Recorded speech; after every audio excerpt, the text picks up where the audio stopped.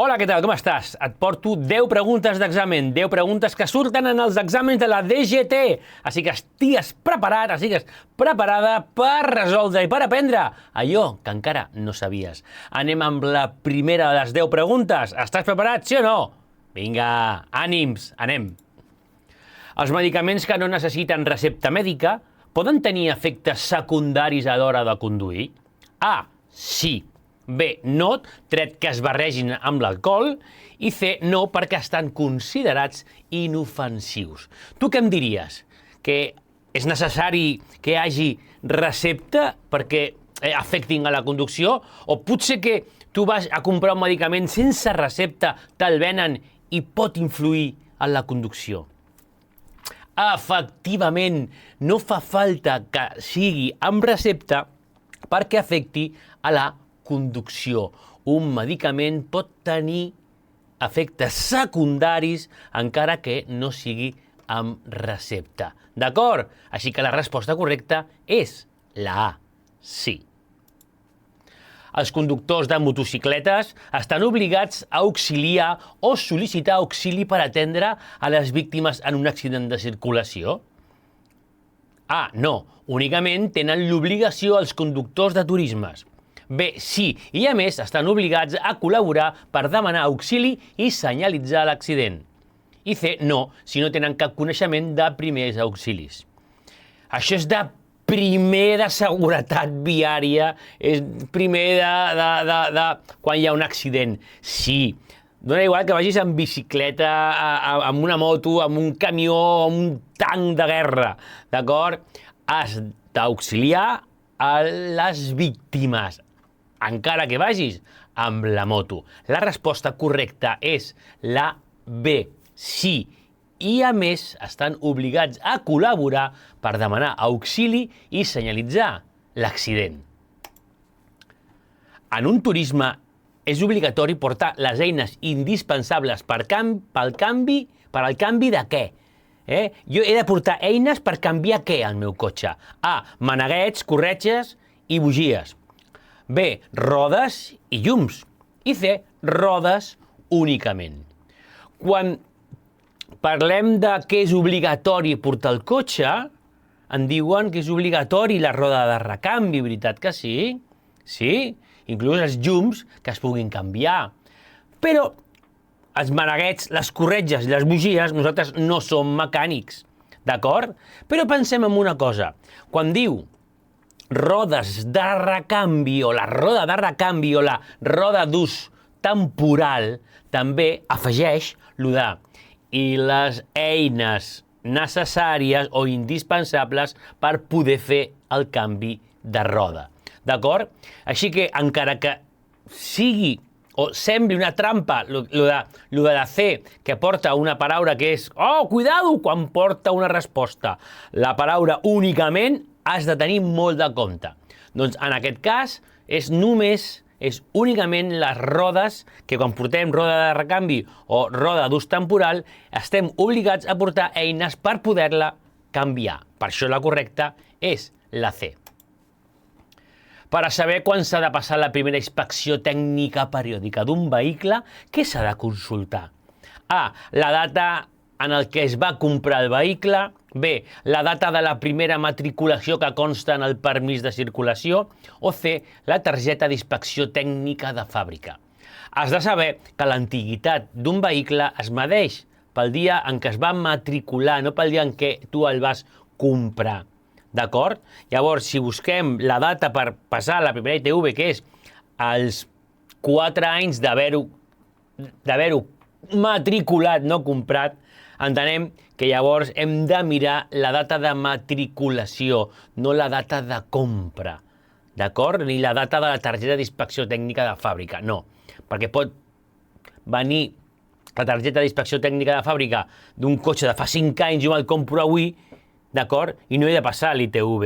El dia que el matriculo comença a comptar l'antiguitat, d'acord? Llavors és la B, la data de la primera matriculació que consta en el permís de circulació. El conductor que circuli pel carril dret de la imatge, veient els senyals, ha de cedir el pas als vehicles que s'aproximin per l'esquerra? A. Sí, tant els que s'acostin per l'esquerra com per la dreta. B. No. I C. Sí. A veure, aquí el que farem és una cosa. Per què no ho posem en gran? I veiem què passa aquí. Aquí tenim una intersecció sense senyals. Veus? No tenim senyalització. Llavors, imagina't, aquí arriba un cotxe i es troba una intersecció que no té senyals. D'acord? Per aquí ve un cotxe i per aquí ve un altre cotxe. Sí? Tu vas així, així i així. Però ens trobem que és una intersecció sense senyalitzar. Què hem de fer? Aplicar la norma de prioritat de pas amb interseccions sense senyalitzar. És a dir, tenen preferència els vehicles que s'aproximen per la dreta. Només els vehicles que s'aproximen per la dreta, en aplicació de la norma de prioritat de pas en interseccions sense senyalitzar. Tornem llavors a la pregunta. El conductor que circuli pel carril dret de la imatge, veient els senyals, ha de cedir el pas als vehicles que s'aproximin per l'esquerra. Si és una intersecció sense senyalitzar, hem de cedir el pas als vehicles que s'aproximin per la dreta. Llavors, direm que no els ha de cedir el pas. Per què? Perquè venen per l'esquerra. D'acord? Nosaltres tenim preferència respecte de l'esquerra i no tenim preferència respecte de la dreta. Un semàfor ha canviat de vermell a verd. Està permès utilitzar el clàxon per advertir al conductor d'un altre vehicle que pot continuar la marxa? Puc fer pip-pip, li puc tocar el pito per dir-li que espavili? A. Sí, quan es tracti d'una via interurbana, és a dir, fora de població sí que es pot. B. No es pot. I C. Sí, però quan es tracti d'una via urbana. Hi ha pocs casos en els que podem utilitzar el clàxon, d'acord? Evitar un possible accident o atropellament, advertir el vehicle de davant fora de població que tinc l'intenció d'avançar-lo, per exemple, d'acord? I en cas d'emergència. Jo podria, en cas excepcional, tocar el clàxon o la bocina. Però en aquest cas no. No podem, s'acaba de posar en verd, no podem tocar el clàxon a una persona que encara no ha començat la marxa. D'acord? Direm que no es pot tocar el clàxon per advertir a un altre vehicle que pot continuar la marxa. D'acord? Vinga, que són molt de tocar pitos, tu. Si circula a velocitat excessiva i té un accident, la probabilitat de que sigui mortal, de quan és? A. És igual que si circula a velocitat adequada. B. És únicament en autopistes i autovies menor que si es circula a velocitat adequada. I C. Superior que si es circula a velocitat adequada. La diferència entre anar bé i anar malament és evident. Quan anem bé, anem bé. Si tenim un accident, ens farem mal, però potser no tant. Quan anem malament, hem de sumar a l'accident el fet de que anem malament. És a dir, si preguntem quina és la probabilitat de que sigui mortal si jo vaig a velocitat excessiva, vaig malament, és evident que és superior a la quan un va a velocitat adequada. Queda clar o no? Sí, no? És, lògica aplastant. Aquest senyal què prohibeix? Aquest senyal prohibeix el què? A. Estacionar només, prohibeix estacionar. B. Prohibeix parar i estacionar. I C. Prohibeix parar només. Es pot estacionar. D'acord? Doncs molt bé. Fixa't que té dues bandes en vermell així que es creuen. Doncs, canta amb mi. Aquesta senyal que ens indica... Estem rapejant, Va, una miqueta de rap. Aquest senyal que ens indica prohibit parar i estacionar. Prohibit parar i estacionar. D'acord? Que quedi clar, prohibeix la parada i l'estacionament. Si només té una banda, en vermell, prohibeix estacionar i, si es permet, la parada. Però si té els dos, prohibeix parar i estacionar. D'acord? Vinga, llavors la correcta és la B. Quines persones estan exemptes d'utilitzar el cinturó de seguretat?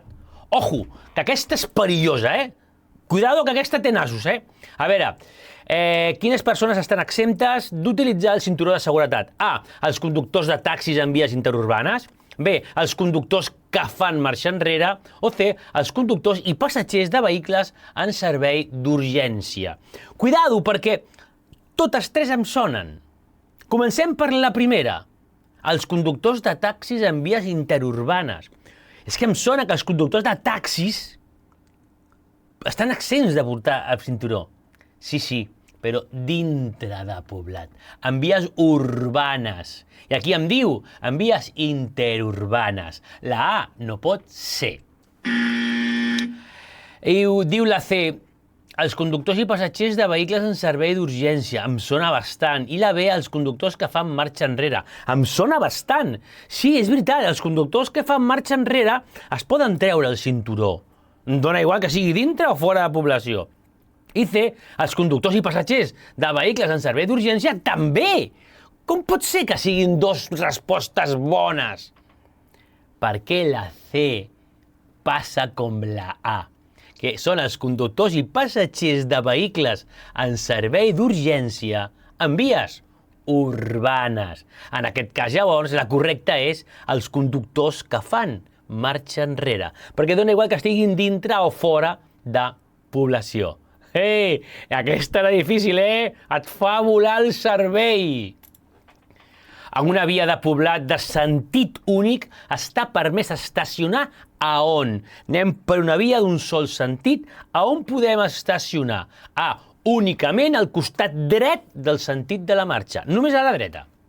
B, preferentment al costat esquerre. I C, al costat dret, encara que també es pot estacionar al costat esquerre.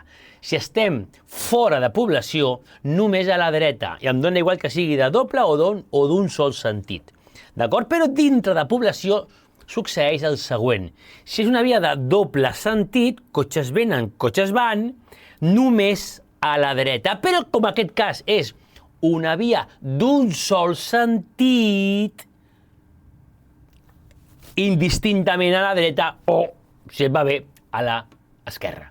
D'acord? Així que la correcta és la C. Al costat dret, encara que també es pot estacionar al costat esquerre. D'acord? Doncs molt bé, 10 preguntes d'examen, 10 preguntes que si et surten ja no les fallarem.